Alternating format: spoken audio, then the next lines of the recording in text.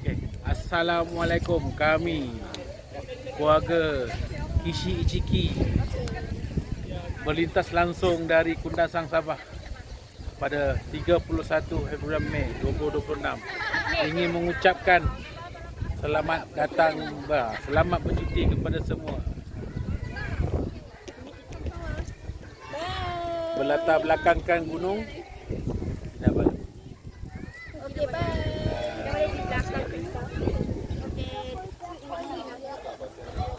Bagi je. Bagi je. Okay, let's go. Hari ada susu lah. Ada susu. Apa nak tunjuk? Susu. Susu free. Ni. Jangan nak tunjuk tinggi. Dapat susu ni. Dapat susu. Dari ini.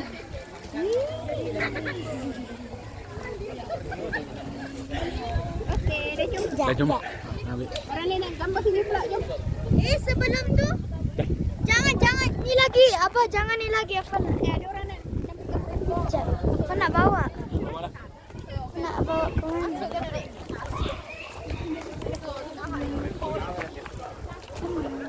Jom kita nak lalu juga, jom.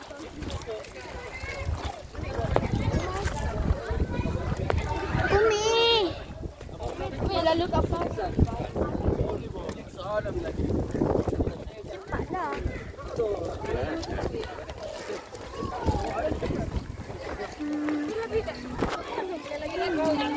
Umur, Fas bagi orang lalu dulu. Umur tepi. Tepi dulu, tepi. Mana Abah? Belum lagi. Wah, kodak pun habis. Okey, Abah jalan dulu. Ambil gambar sebelum sampai sana dah. Kita tengok flower Abah. Oh, flower sini eh? Matahari klaim susu.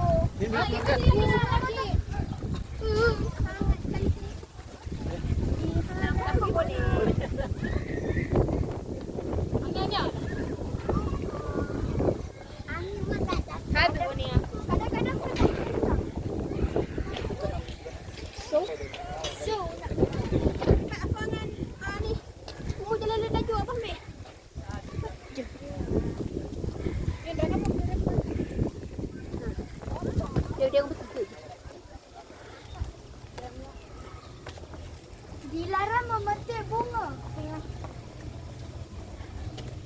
Bawa apa ni?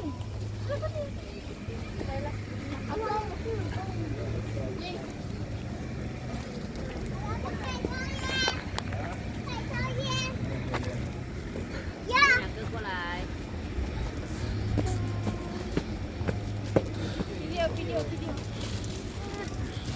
Mahal ya, Mama.